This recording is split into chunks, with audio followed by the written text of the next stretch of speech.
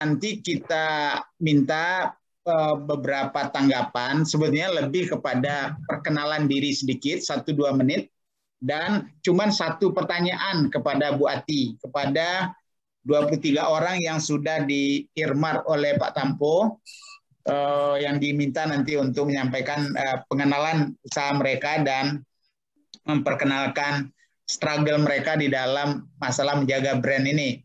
Dan nanti 1 pertanyaan. Bagi yang lain, baik yang sudah masuk di flyer, kita punya 115 orang nih, Bu Ati. Ini webinar yang terpanjang flyernya sampai berlapis-lapis. Masuk orang yang tanya saya, ini apa maksudnya ini Pak Basri? Museum Uri. Ya, ini pesertanya serius, ini bonek. Ya, makanya jadi peserta yang ingin serius harus masuk ke dalam flyer ya. Mulanya kita mau masukkan foto juga, tapi nampaknya puluhan flyernya kalau dengan foto. Nah, untuk beliau-beliau kita minta untuk memasukkan pertanyaannya dari chatting. Tapi kalau ada yang nggak bisa tidur nanti kalau nggak menanyakan, tapi belum masuk ke dalam 23 yang sudah di-earmark oleh Pak Tampo, tolong diberitahu apakah dengan raise hand atau ke Pak Tampo, nanti sesuai dengan waktu kita berikan kesempatan. Dan juga pada teman-teman yang lain, jangan ragu-ragu untuk memasukkan di chatting ya. Nanti chattingnya akan kita sampaikan juga kepada Bu Ati. Mudah-mudahan ada yang bisa dijawab pada pertemuan ini, paling tidak dalam kesempatan lain, atau kita akan coba telusuri nanti apakah jawaban Bu Ati ini bisa disampaikan kepada para penanya. Baik, Pak Tampo, ada administrasi kecil masalah ketidiang tadi apa nih Pak Tampo? Baik, nanti saya taruh aja rekening situ ya. Iya, tulislah ketidiang. Dibuat aja di chatting siapa yang jadi mengisi ketidiangnya. Ini kan eksperimen juga. Belum ada orang tuh di webinar manapun. Sudah jutaan webinar saya lihat di dunia ya. Tidak ada yang chattingnya diisi dengan ketidiang. Nah, ini baru inovasi orang Minang ini ya. Inovasi orang Minang berketidiang ria sambil webinar ya. Dan kita bersyukur juga banyak yang hadir ya. Termasuk yang dari teman-teman dari luar negeri juga yang nanti akan berbagi dengan kita. Baik, dari Niati ada hal-hal sebelum kita mulai? 2 menit lagi? Iya, bagi saya sih udah. Jadi ini ya saya pada itu Ambo bicara sama Pak Tampo, ini apa nih? Awal ya. Awal ini kelas awal lah, ini kelas dasar ya, kelas PAUD. Jadi ini nanti serial lah ya, dari level serial ya, kan? Serial tematik ya, kita sesuai dengan apa ya kebutuhan dan juga offering dari Uniati dan juga nanti pengayaan dari yang lain-lain yang berdampingan dengan Uniati. Ya, jadi Pak Tampo disiapkan nanti kalau teman-teman ada saran, mungkin dibuatkan aja Pak Mas Rizal Google Form-nya. Ada enggak saran-saran topik apa yang teman-teman ini minta untuk pertemuan-pertemuan berikutnya? Dan kita pertemuan itu tidak harus rame-rame, tidak harus seratusan. Puluhan pun juga bagus, asal tepat ya. Dan mungkin nanti waktunya lebih concise, sekitar 2 jam lah. Tapi hari ini agak lama dikit ya, mohon maaf ya. Ya, ini permulaan, tapi saya punya ini kayaknya lumayan dia antusias, kan ini macam-macam. Nah, ini anak saya kan bikin dengan Pak Hasnul. Istilahnya itu mini MBA, Nah, itu Mama bayarnya nggak tahu sih, kalau salah nggak terlalu mahal. Nah, 50% itu untuk donasi. Nah, itu Yaya Salman yang buat. Pesertanya udah banyak, udah 300 atau berapa. Terus udah terkumpul duit 130 juta. Nah, itu maksud saya kita bisa bikin juga kelas mini MBA gitu. Nanti Pak Hasnul ini, jadi kan bagus kan dia sebagai ini. Jadi Pak Hasnulnya juga donasi juga gitu. Jadi nanti kita bikin bilik ketek lah untuk. Jadi kita bikin ketiding sini, Bu.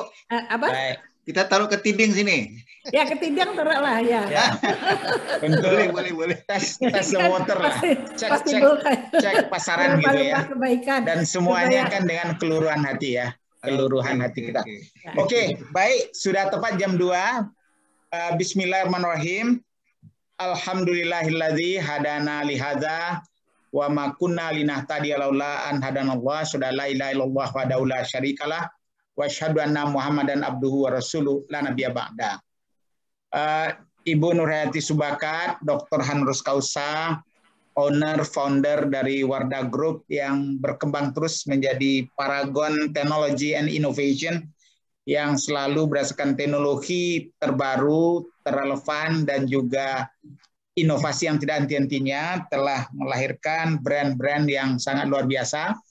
Karena itu kita akan mendengar pengalaman Ibu Nur nanti, bagaimana itu struggle-nya dari awal, apa critical element yang membuat Ibu survive, kemudian apa best practice yang diperoleh, lessons learned dari perjalanan yang panjang itu, yang mudah-mudahan menjadi inspirasi dan motivasi bagi kita-kita yang hadir, terutama para startup ataupun pengusaha lama yang rebranding, ataupun pengusaha lama yang tetap mempertahankan mereknya dengan segala suka dukanya, yang nanti dari interaksi ini kita akan saling membelajarkan. Dan kita bersyukur nanti Pak Mas Rizal Umar yang juga merupakan salah seorang pejuang untuk mendukung startup dan dia sendiri ada seorang entrepreneur, nanti akan menyampaikan juga bagaimana sebetulnya dunia digital marketing dan apa yang bisa kita petik dari pengalaman beliau. Dan juga tentu pengalaman rekan-rekan semua ya, yang saya kira banyak sekali yang juga sangat kaya untuk bisa memberikan masukannya dalam forum ini.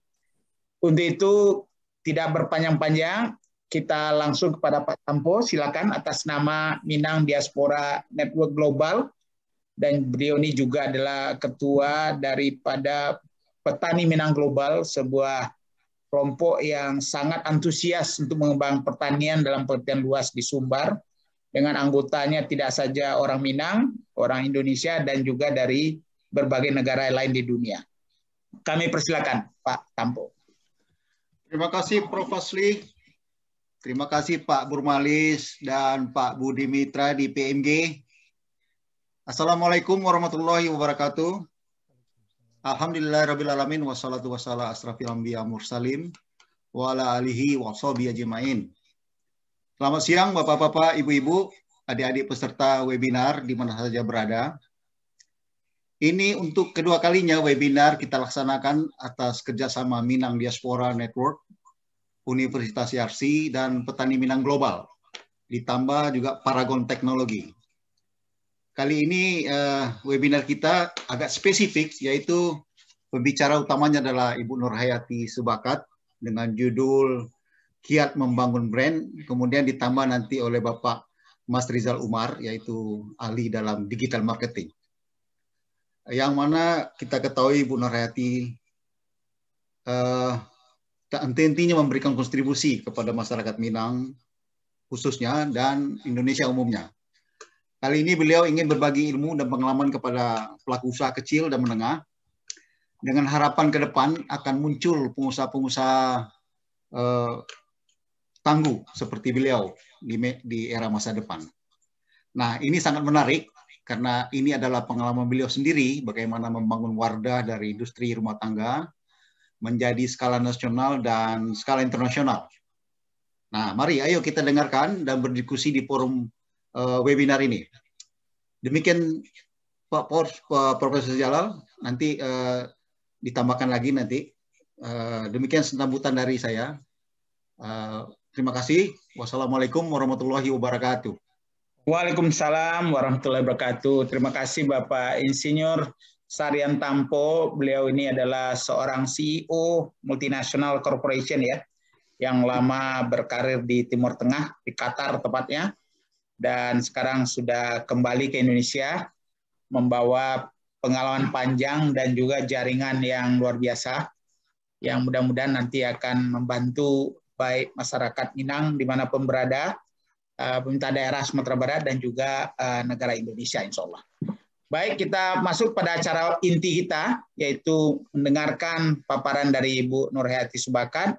Saya katakan tadi, mungkin bagi yang belum tahu, dan nanti mungkin link kepada buku Uniati dimasukkan di chat nih, sehingga siapa yang masih belum tahu berminat membaca nanti kita bagikan terus ya. Dan tolong berikan juga kepada siapapun yang berminat karena ini pengalaman yang sangat kaya ya. Beliau ini adalah putri Padang Panjang dan juga seorang lulusan Diniah Putri yang terkenal ya, yang menjadi pendidikan perempuan pertama di Indonesia yang pendidikan Islam modern yang menginspirasi Syekh Imam atau Imam Besar Al-Azhar University waktu berkunjung ke Dinia, akhirnya dapat inspirasi, oh nampaknya di Al-Azhar perlu juga dibangun pendidikan untuk perempuan. Maka sesudah kunjungan ke Dinia lah Al-Azhar baru memperkenalkan pendidikan perempuan untuk Universitas Al-Azhar. Itu adalah jasa dari Encik Rahmah El Yunusiah, gurunya dari Uniati. Nah, beliau juga tamatan ITB ya, jurusan farmasi, dan menggeluti kefarmasian ini. Dari karir profesional beliau pernah di Rumah Sakit Umum M. Jamil, di apotik, di perusahaan besar ya, multinasional juga. Akhirnya bertekad untuk membangun sendiri kemandirian, menjadi entrepreneur pada saat orang tidak biasa menjadi entrepreneur, berjuang daya tubangun, berkeringat, berdarah-darah kata orang, tapi dengan keyakinan, kesungguhan, dan juga pada mohon ridho pada Allah, beliau akhirnya menjadi seorang pengusaha yang sangat sukses, bukan saja sukses di Indonesia, sukses di dunia, menjadi perbincangan di forum-forum manajemen dunia, termasuk di Harvard Business School, termasuk salah satu case study yang saya tahu yang dibahas untuk calon-calon MBA dari Harvard University. Karena itu beliau pantas sekali untuk kita dengar, dan di atas segala-galanya saya yang terharu adalah passion beliau untuk membantu orang lain. Membantu orang lain, baik pengusaha-pengusaha yang mencari-cari peluang jatuh bangun ya, membantu kebutuhan sosial, bencana, anak yatim ya, pendidikan, dan terutama membantu para penderita COVID ya dari berbagai deraan COVID pada waktu awal-awal COVID ini terjadi. Jadi untuk itu wajar kita terima kasih banyak pada Uniati. Beliau membanggakan sebagai perempuan atau Padusi Minang, pengusaha Indonesia yang membanggakan bangsa kita, dan tetap tidak lupa dengan akarnya bahwa dia adalah seorang perempuan Minangkabau yang selalu menjangkaukan tangan kepada anak kemenakan, cucu ya, sebagai garis matrilineal, dan perasaan ini terasa terus kalau kita berhubungan dengan Uniati. Kami persilakan Uniati. Baik. Terima kasih Prof. Fazli. Bismillahirrahmanirrahim. Assalamualaikum warahmatullahi wabarakatuh. Waalaikumsalam. Ini ya alhamdulillah ya kita bisa ketemu nih seperti ini. Jadi saya langsung saja ya ke materi. Jadi berbagi pengalaman bagaimana membangun brand. Ya, lanjut slide berikutnya. Ya, ini brand-brand kami ya, Wardah, Makeover, Imina, dan Kaf. Sebetulnya ada brand satu lagi, itu Putri, brand yang pertama. Ya, lanjut slide berikutnya.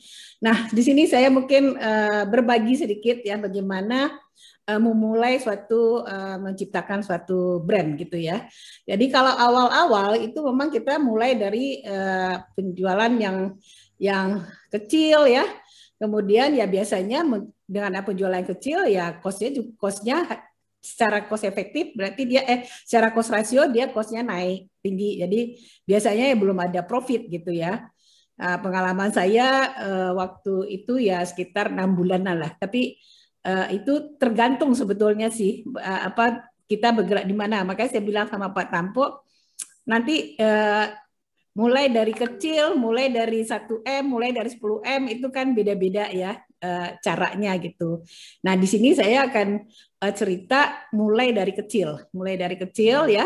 Jadi kemudian tumbuh kemudian ya setelah tumbuh dia akan cost-nya otomatis akan turun dan kemudian sudah ada profit. Nah, kemudian dia mulai mature. Nah, ini juga kita harus hati-hati jangan sampai berada di zona nyaman gitu ya. Ya memang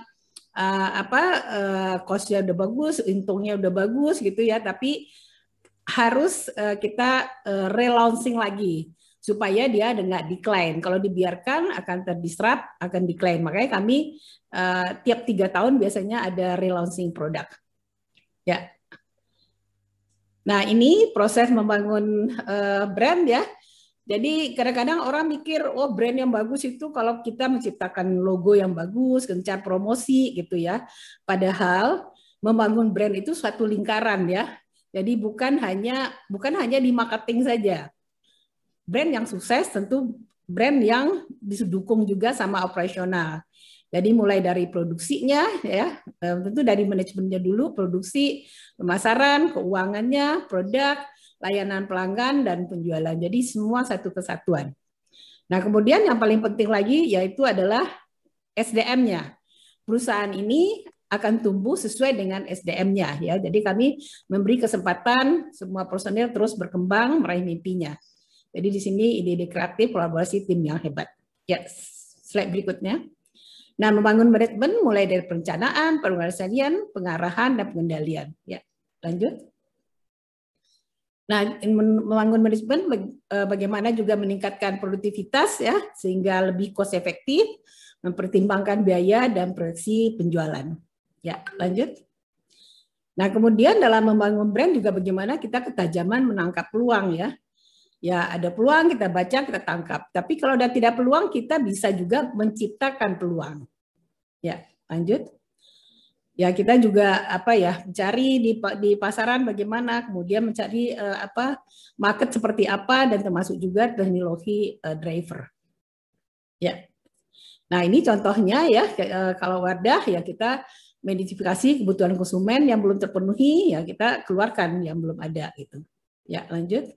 Dan kemudian ya market ternyata juga konsumen itu image-nya kita juga sponsori Jakarta Fashion Week, ya, kemudian ada juga yang senang musik, makanya kita juga pakai Tulus, ya. Kemudian halal itu udah halal lifestyle, ya, jadi seperti itu. Ya, lanjut. Nah, ini tidak hanya tren tapi juga tren yang jadi di masyarakat, ya. Terus lanjut. Nah, ini teknologi driver, ya. Jadi maskara, contohnya ini maskara, ya. Maskara itu syarat dari MUI itu harus tembus air supaya uduknya masuk. Tapi konsumen juga tidak mau maskara yang luntur kena air, ya. Jadi kami akhirnya alhamdulillah R&D bisa menemukan maskara itu tidak luntur tetapi tetap tembus air. Nah, itu ada caranya. Alhamdulillah ini kami termasuk maskara halal yang pertama yang tembus air. Ya, lanjut. Nah, ini menciptakan peluang, ya. Jadi seperti yang tadi saya bilang, kita tidak ada peluang, kita bisa ciptakan peluang. Ya, kami termasuklah pionir kosmetik halal. Ya, lanjut. Nah, ini sini akan ceritakan sedikit mengenai marketing mix, ya. Mungkin semua udah tahu. Ya, bagaimana kita membuat produk, ya, produknya bagus, harganya bersaing gitu, ya. Kemudian juga tentu ada tempat, tapi sebetulnya tergantung kita. Kalau zaman sekarang karena zaman digital, nanti Pak Mas Rizal lebih menginikan, ya, promosi itu juga bisa kecil, bisa besar. Nah, mungkin sedikit sebelum sedikit saya ini kan untuk promosi sekarang kan memang promosi itu bisa lewat TVC, bisa lewat digital. Kalau kita mulai dari kecil, kita bisa lewat digital. Biasanya kami kalau produk-produk baru kita launching dulu di e-commerce. Nah, setelah membesar baru kita ke semua gitu. Jadi harus bertahap. Ya, lanjut. Nah, P yang kelima itu ini saya merasakan ini tidak kalah penting dari 4P tadi, ya, adalah pertolongan Allah Subhanahu wa taala, ya. Jadi sepandai-pandai kita pasti ada yang kita menemukan kesulitan, ada sesuatu yang di luar kendali kita, ya semua ya tentu kita serahkan pada Allah. Jadi saya merasakan yang penting kita selalu ikhtiar dan berdoa, insya Allah ada kemudahan dari Allah. Nanti saya ceritakan. Ya, lanjut. Dan tentu mengasah kemampuan dan eksekusi, kerja keras, pantang menyerah, harus detail, ya, tidak kompromi pada hasil akhir, disiplin dan perfect. Ya. Nah, ini saya cerita sedikit mengenai transformasi Wardah, apa yang dikerjakan sama tim, ya. Lanjut. Nah, ini dulu yang waktu zaman saya, ya, Wardah.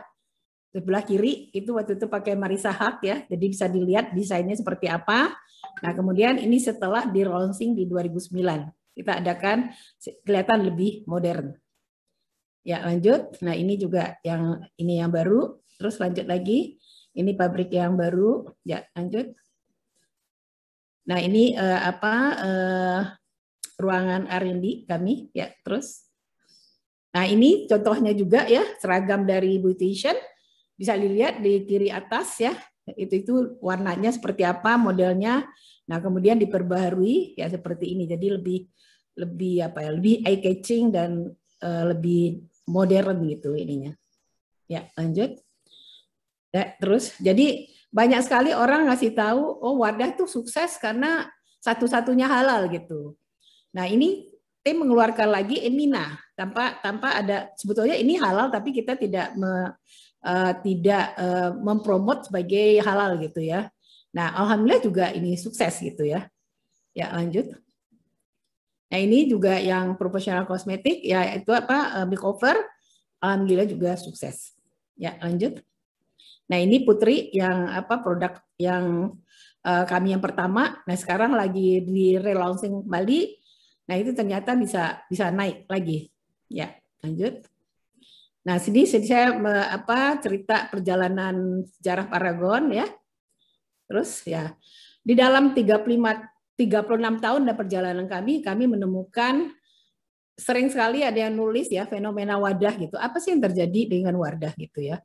Nah ada 5 value yang kami gali di Paragon ini, yaitu adalah ketuhanan ya. Dengan ketuhanan tentu di sini adalah integritas ya, tanggung jawab, percaya, optimis setiap kesulitan. Insya Allah ada kemudahan. Nah mungkin saya akan sedikit menginginkan dengan ketuhanan ini untuk para pemula ya.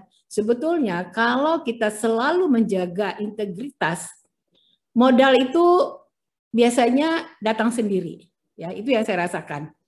Nah kadang-kadang kita suka kelupaan gitu ya, menjaga integritas kita gitu ya. Jadi kata anak saya tuh sebelum kita bangun brand, kita membangun brand diri kita sendiri ya. Brand diri kita orang apa? Ya pasti, oh dia orang yang dipercaya gitu kan. Dia orang yang bertanggung jawab. Nah itu yang sangat penting.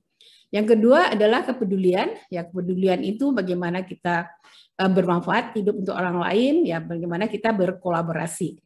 Yang ketiga adalah kerendahan hati, ya maksudnya kita jangan sampai sombong, merasa paling hebat ya. Kita harus selalu kurang.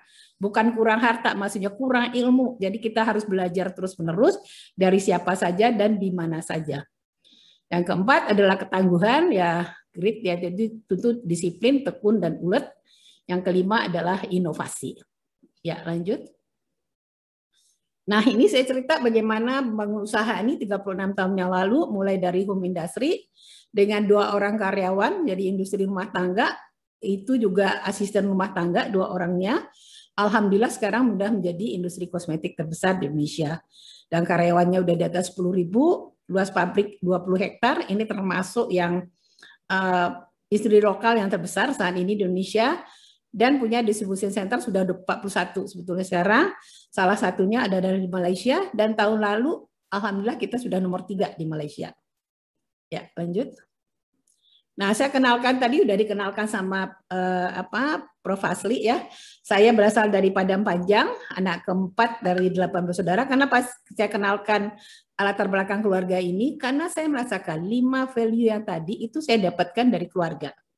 Jadi Bapak saya adalah seorang pedagang dan beliau juga ketua Muhammadiyah Padang Panjang. Beliau salah satu sangat sosial ya, itu yang menginspirasi kami sampai saat ini. Dan beliau itu seorang yang visioner ya. Tahun 60-an sudah menyampaikan IPTAK dan IPTEK ya, di mana kita tahu Pak Habibie baru menyampaikan tahun 90-an. Jadi kami semua perempuan itu masuk di pesantren Diniyah Putri, kemudian masuk SMA. Dan tapi beliau meninggalkan kami waktu saya masih SMP, masih di Diniyah Putri, yang luar biasa juga almarhumah ibu kami.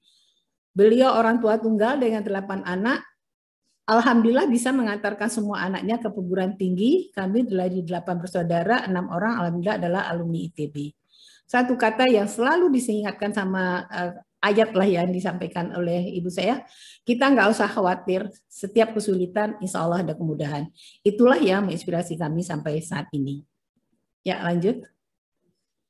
Nah ini perjalanan perusahaan ya, tadi sudah diterangkan. Betulnya saya kenapa saya yakin betul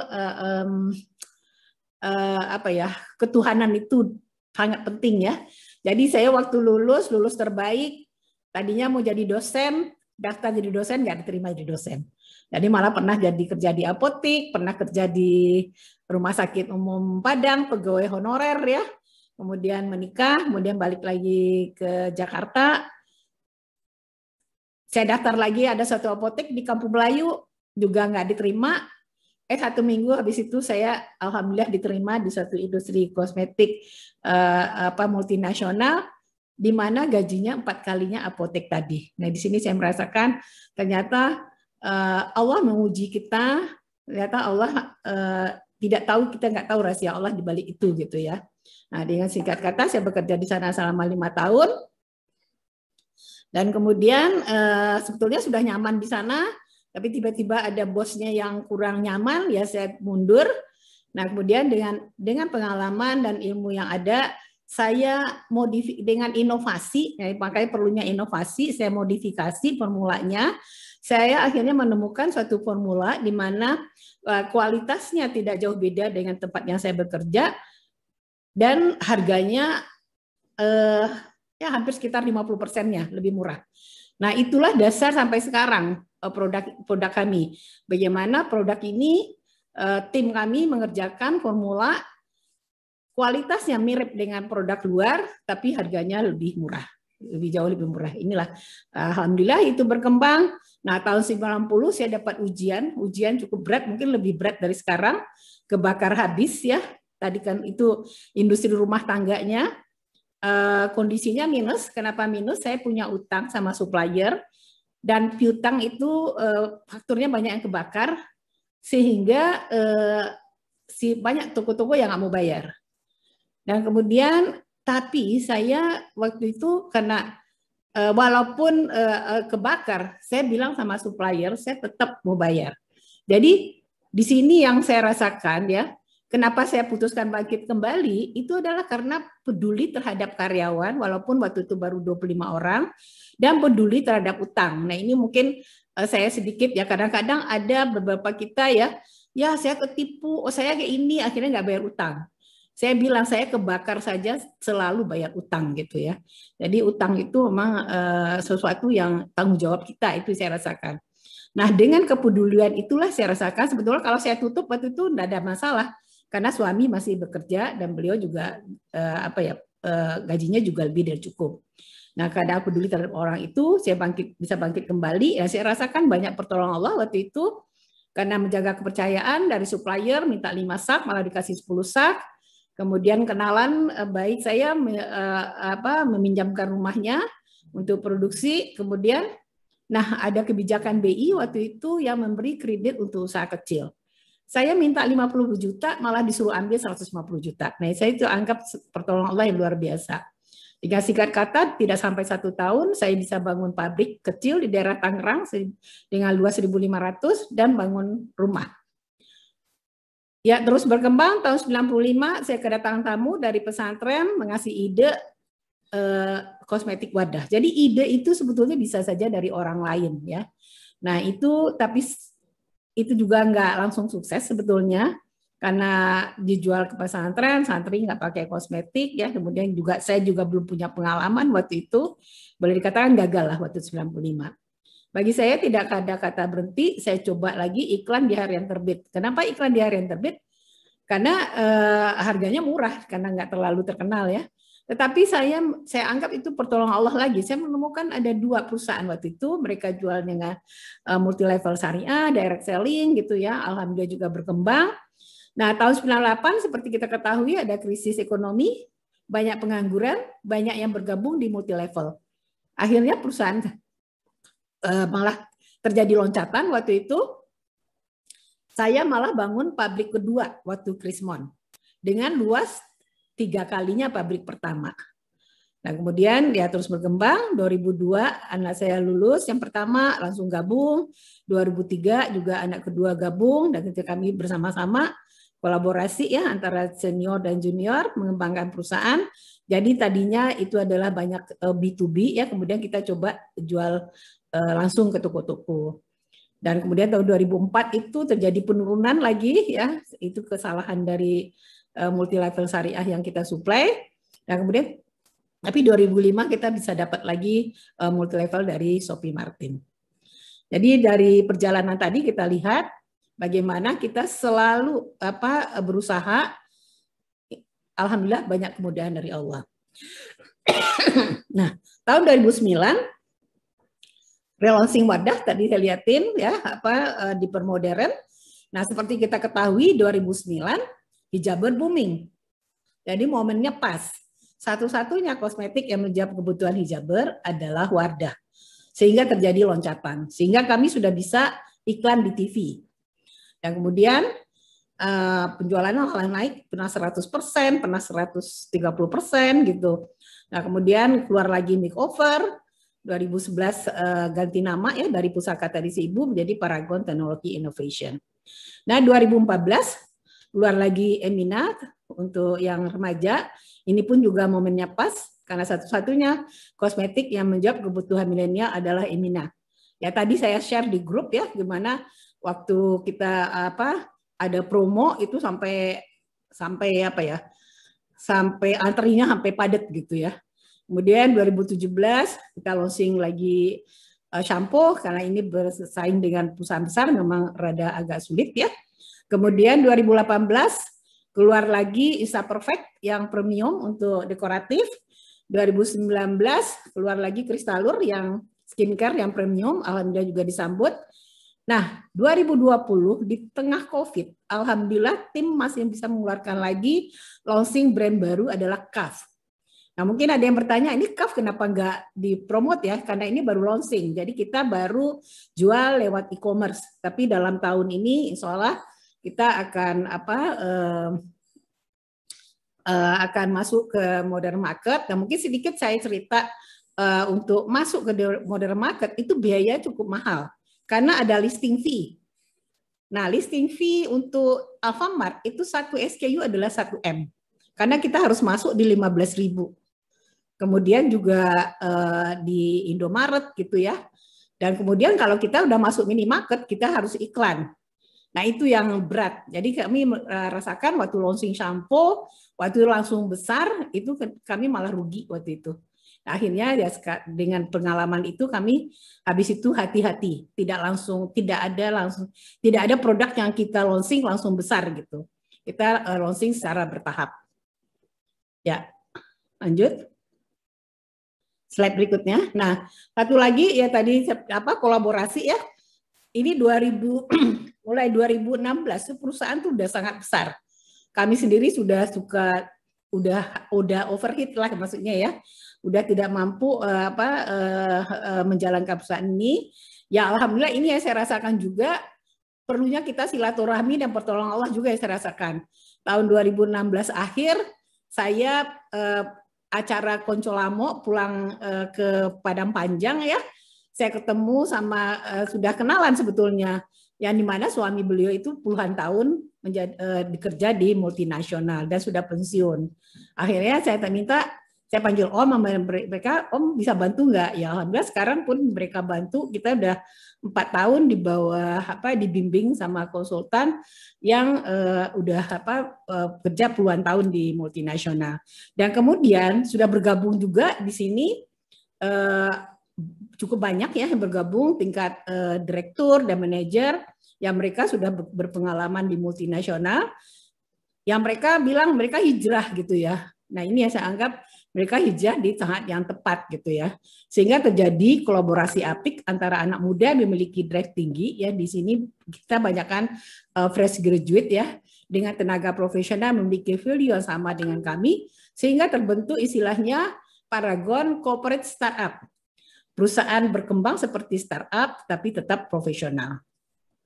Ya, lanjut. Nah, ini yang pencapaian dari tim ya, dari itu super brand itu biasanya malah top brand itu sampai hampir semua kategori kami dapat gitu. Ya, lanjut.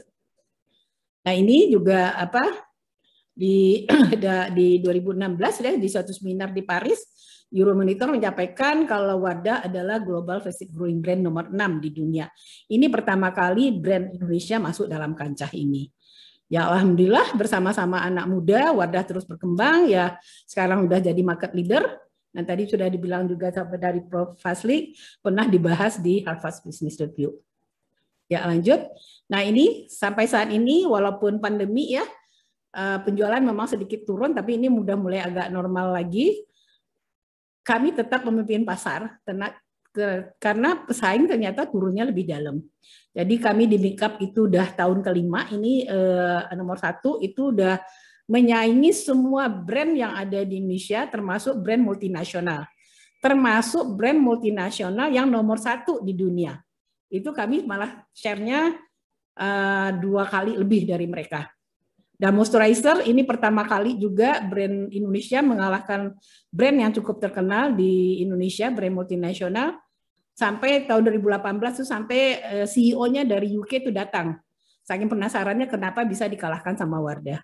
Dan kemudian kami masih memang nomor 3 di cleanser. Ini masih PR.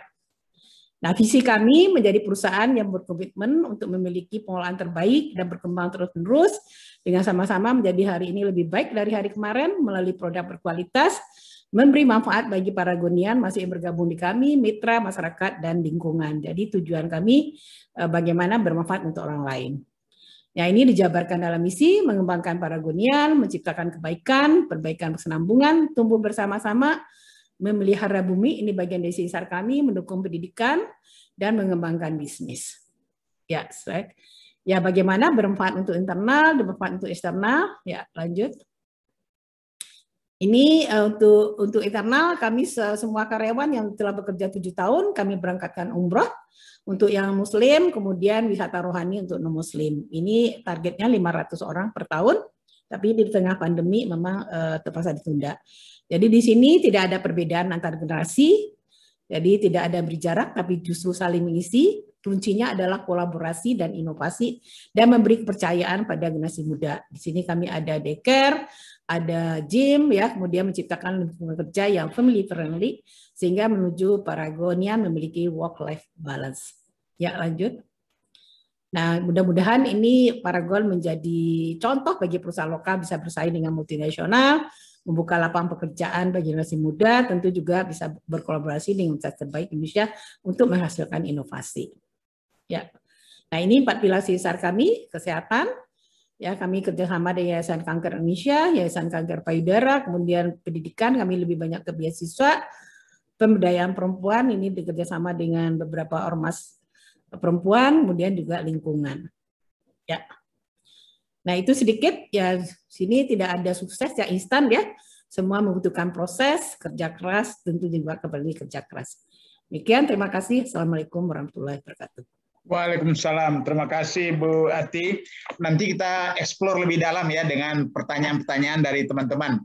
Siap-siap aja nih Ati, ini udah banyak di